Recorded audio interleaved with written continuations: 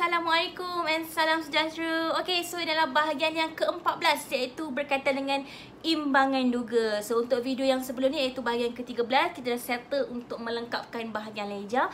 Pastikan siap dulu untuk semua leja bagi setiap butir yang ada dalam buku catatan pertama. Baru you akan proceed ke dalam imbangan duga. Untuk bahagian imbangan duga ni sangat simple. Okay, cuma yang penting you kena siapkan dulu leja baru you boleh siapkan imbangan duga. Okay, so macam mana cara untuk you complete ke imbangan duga? So you akan masukkan dululah perkataan imbangan duga pada 31 Mac 2021. So kita ada debit, kredit dan juga semua item. Okay, item ni you tak akan tulis dulu. So you akan tulis masa bila? Bila ada leja. Okay, so ini kebetulan I dah memang siapkan. So you akan just refer daripada leja yang dah buat. So I tak masukkan semua, I akan masukkan mana yang dah ada yang kita dah buat. Okay, so for example I tengok dari segi account ABB pembekalan salai bakar yang I dah buat tadi. Okay, dekat mana yang you akan ambil item untuk dimasukkan dalam imbangan duga? You akan ambil item bahagian baki BB. I ulang lagi sekali, you akan ambil item bahagian baki BB, bukan item bahagian baki HB. Sebab tu I cakap bila dapat baki HB, make sure you bawa turun, kontrakan dia, bawa turun kepada bulan hadapan. Okay, you tengok dekat sini I punya baki BB I berada pada belah mana? Kredit, iaitu sebanyak 6230. So ini menunjukkan logik tak? Fikir sekejap. ABB is a liability. So bila liability, dia mesti berada pada belah kredit. So logik tak? Logik lah dia dekat kredit. So you pun masuk dalam perkataan ABB pembekalan salai bakar dalam imbangan duga, letak amount dekat belah kredit sebanyak 6230. Okay, so ni ada tulis siap-siap lah. Okay, so ABB nampak ni pembekalan salai bakar. So maka I akan masukkan sebelah mana? Belah kredit, sebab dia berada pada belah kredit. So 6230. So this one I masukkan dekat sini 6230. 6230. Okay, lagi I masuk apa yang I dah buat Okay, yang ni you masukkan lah. You kira dapat baki BB, masukkan juga macam biasa. Yang ini baki BB ni untuk ABT, pastikan baki BB tu mesti berada pada belah debit. I bagi tahu awal. Kenapa? Sebab dalam ABT, ABT is our asset, maka dia akan berada pada belah debit.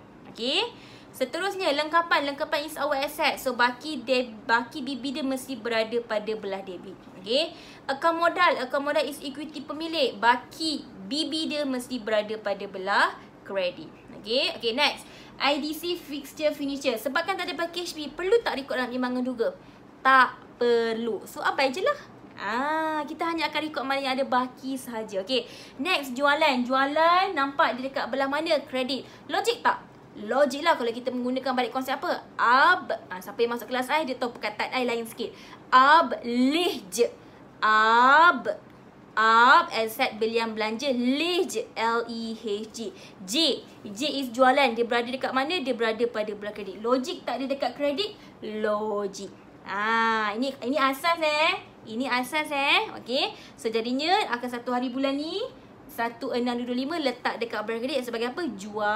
Jualan. So I cari perkataan jualan. Actually jangan cari, you tak buat lagi. So you akan tulis perkataan jualan dekat dalam ni.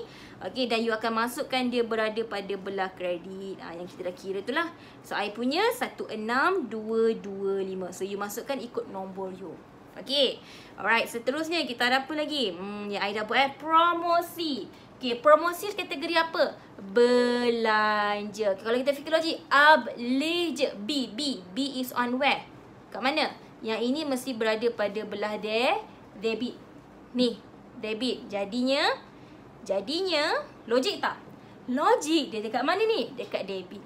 So 370 you masukkan sebahagian promosi. So I cari dah perkataan promosi here. Okay, so masukkan dia dekat mana? Dekat belah debit. 370. You akan repeat balik, buat balik benda yang sama je. Okay, yang penting leja kena siap. Okay, lagi I dah siap belian. I dah buat dekat 413 I masuk dekat belah mana? Dekat belah debit. So 9435 masukkan imbangan duga, perkataan belian. I masuk dekat belah debit 9435. Okay, I masukkan dia. Alright, seterusnya lagi scroll lagi. Ni kena siapkan semua ni. Bahan api pun sama belanja. So make sure nanti baki BB dekat debit. Okay, promosi ni dah terlebih kotak pula. Okay, upah dan gaji belanja juga. So belanja mesti dekat mana? Dekat debit. Logik tak debit? logik. Ni dapat debit. Okay, so 2450. Okay, I pergi masukkan tulis perkataan upah. You kena tulis Lepas tu masukkan dekat belah debit. And amount dia dekat sini sebagai 2450. Upah. Okay, lagi. Apa lagi I dah buat? Itu saja. Ledger tak banyak pun. I rasa dalam berapa je.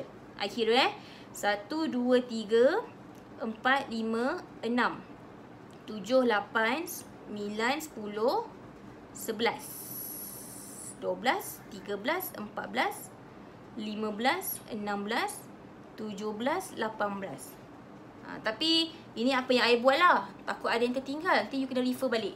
18 tak termasuk yang pelarasan. Nanti pelarasan kita ada kena buat ledger juga. Okay, boleh? So nanti you akan siapkan semua. And bila you kira-kira, pastikan bawah dia nanti mesti kena dapat seimbang. Kalau tak seimbang, mungkin bahagian BCP you tersalah record. Itu yang pertama. Ataupun daripada BCP pergi ke ledger, you tersalah record juga. So check balik semula kenapa. Sebab jawapan dekat bahagian imbangan juga mesti kena seimbang. Okay. Dan setiap item ni dia mesti kena follow lengkapan is asset. Item dia ni mesti dekat mana? Mesti dekat belah debit. Dia logik dekat situ. Okay. Modal is our equity pemilik. So nanti dia mesti berada pada belah kredit. Pinjaman is a liability. Maka dekat kredit. Deposit sewa adalah macam prabayar. So this is our asset. So on a debit side. Sewa is belanja. Kita bayar sewa kios kan. So dekat debit. Lesen belanja. So on a debit. I bagi macam tu dulu kat you. Okay. Bahan api pun sama belanja. So dia mesti dekat debit. Derma pun belanja. Debit side. Kadar bayaran belanja debit side. Pulangan belian. Belian is our debit side. Bila pulangan belian means that dia adalah account kontra. Bila account kontra, dia akan terbalik dengan yang asalnya. Kalau belian dekat debit, bermaksud pulangan belian jadi apa? Jadi kredit. So pulangan belian adalah kontra kepada belian. Maka dia akan berada pada belah kredit. Tunai. Nasib baik yang perasan. Tunai bank kat mana? Tak buka pun. Tadi I cakap apa? I cakap apa dekat dalam bahagian 13? You tak perlu buka sebab dekat dalam buku tunai dah ada. So I just masuk je lah amount yang ni. So tunai I baki 3581. Bank I 21865. So I masukkan je lah. Okay. So tunai I tadi berapa? 3581. Dekat debit kan? Logik sebab ada asset. 3581. Okay. And I punya bank ni berapa? Dekat dalam buku tunai, bank I dah sebanyak 21865. Jadi dekat imbangan duga pun I akan masuk 21865. Faham?